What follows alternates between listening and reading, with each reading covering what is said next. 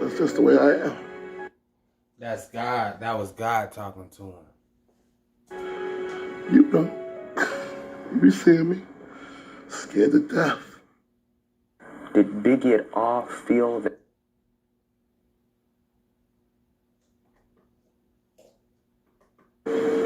You could have the guidance. Who would you turn to? What the hell? Who would you look for guidance, counseling, help?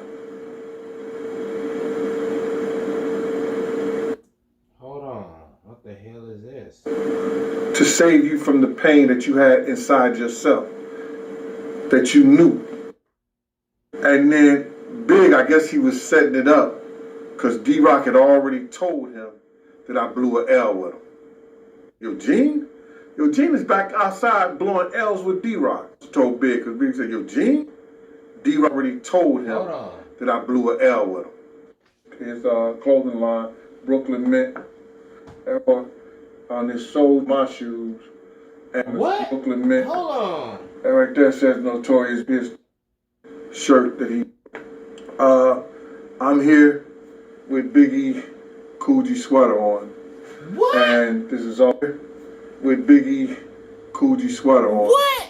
And I'm here with Biggie Coogee sweater on. Oh, hell no. I'm here with Biggie. How you gonna wear a dead man clothes? Oh, hell no, y'all. What the hell? Oh, that's... You know what, Most High?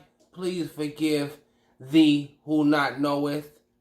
I don't even know what to say, but goodness, flag on the plate. You ever heard the expression? You never want to walk in a pair of a dead man's shoes, or never put on a dead man's shoes. You never put on a dead man's clothes. What the hell? Coogee sweater on. I'm here. Unless them shits is hand-me-downs from a relative or some shit. With Biggie Coogee sweater on. Oh, hell no. I'm here with Biggie Coogee sweater on. Oh, hell and no. This is also Biggie's shirt that he would wear, his sweatshirt that he was wearing from his clothing line, Brooklyn Mint. And right there says Notorious Big right there. Clothing line, Brooklyn Mint. No. And right there says Notorious Big right there. These are the shoes that he wore on his Soul Train, his last performance on Soul Train, which is... Wait, how the hell did you get his clothes? Is actually my shoes. And... What? And I let him use those in his last performance. Hold on. I hope you don't mind me using this sweater. I never put it on before. I hope you don't mind me using this sweater. I never put it on. What? Oh, hell no. I'm tripping. And it's kind of eerie feeling of me putting it on now. It's an eerie feeling. I bet it is. And it's kind of eerie feeling of me putting it on now. Oh, hell no. But I want to really go in depth with some things that I didn't speak about to you guys regarding the death of Notorious Big. For those who want to criticize me for coming out and telling the truth, what would you do if you had to spend a day with one of the greatest lyricists, the greatest songwriter, and he shout out OG entrusted you with some of his personal matters, some of his deepest dark secrets of success and betrayal? How would you feel if you had to look that man's mother in her eyes after he was gunned down in the streets of California? And you watched it. You was a witness. And you was supposed to be there to be, allegedly. You know what? When you pulled him out the car that he was murdered in. Oh, so you pulled him out of the car? Hold on. Puff Daddy said that the driver of his car jumped in with Biggie and then took him to the hospital. They didn't say they pulled Biggie out. They said they jumped in the car. Why would you pull 400-pound Biggie Smalls out of a car and put him into another car when you can fucking just jump in the car he in and take off? Hold on. Flag on the play. Flag on the motherfucking play. I'm going to need a rewind button. I'm going to need a scale. I'm going to need a forklift. And I'm going to need some common sense. Out the car. When you pulled him out the car.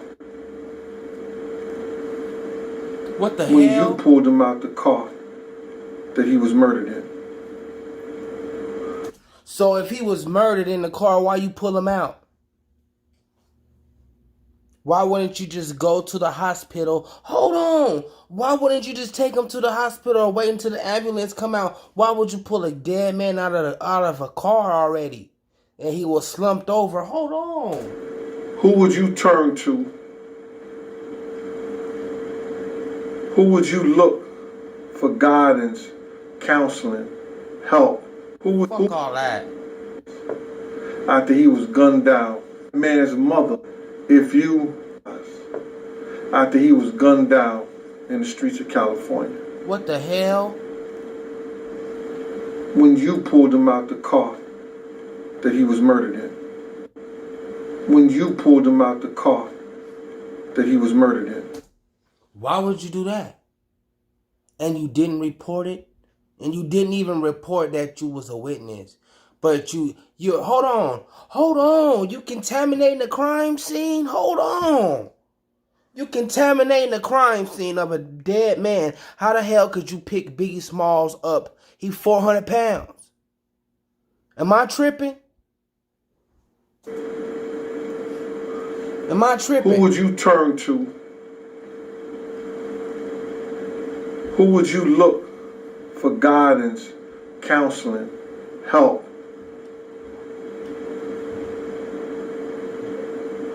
To save you from the pain that you had inside yourself. That you knew that you could have saved his life. That you knew that you could have saved his life. Or you could have saved his life because you knew what was going to happen, because Mace told you and Puffy the night before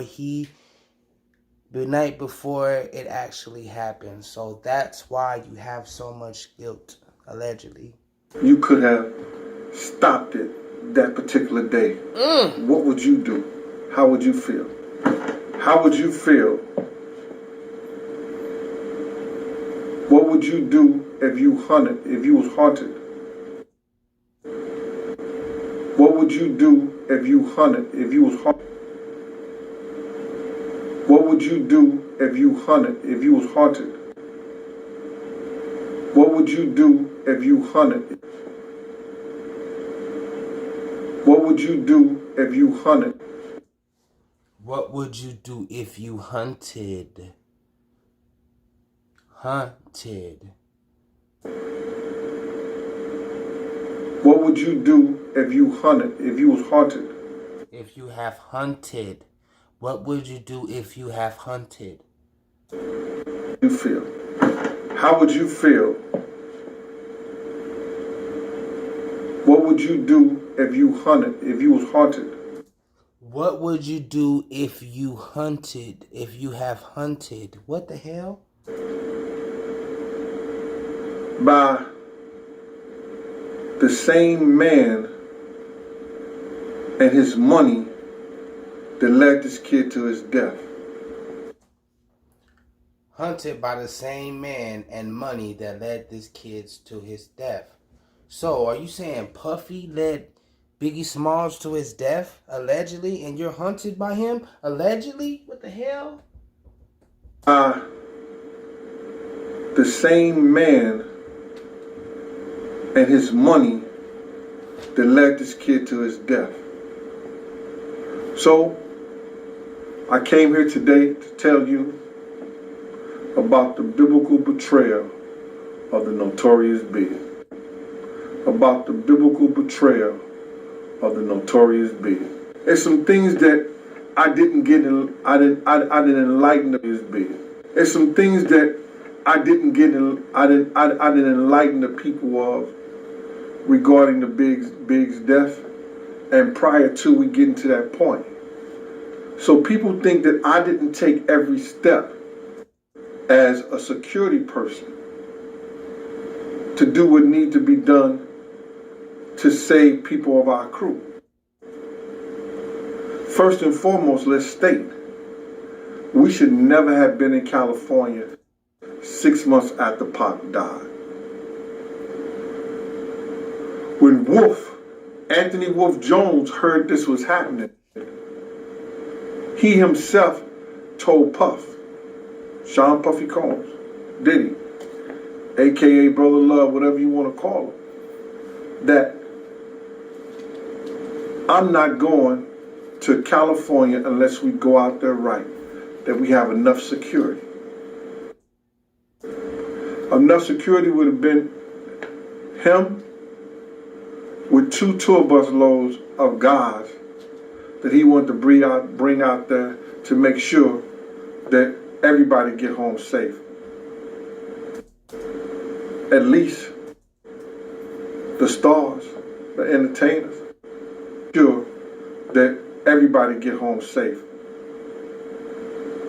At least the stars, the entertainers. Now, I don't know a place that we ever went to if Wolf said we're going to leave or not be there or not go. But for some particular reason, Puff had to be in California. And nobody could have stopped him. Why is that, Gene? So when I got the itinerary, like I said before, I called Kirk Barrows. Itinerary, like I said before, I called Kirk Barrows. I told Kirk Barrows I had spoke to Wolf also. Wolf told me he wasn't going. Kirk, and I said that in Raw Deal 1, 2, and 3. You may not be aware of, you know what I'm saying, that I didn't get in depth to, but of Biggie, you know what I'm saying, that I didn't get in depth to, but I may pieced it together. And the reason why I call this the biblical betrayal of Biggie, because when you look into it, it was almost Christ-like. Can you say Nipsey Hussle? I know you saying, yo, Gene, you out your mind, you done gone crazy. But at the end, Be a part of greatness. Subscribe, like, share, hit that notification bell, hit that Patreon, which is flag on the play, $me. I'm the referee of these YouTube streets. Thank you for your time.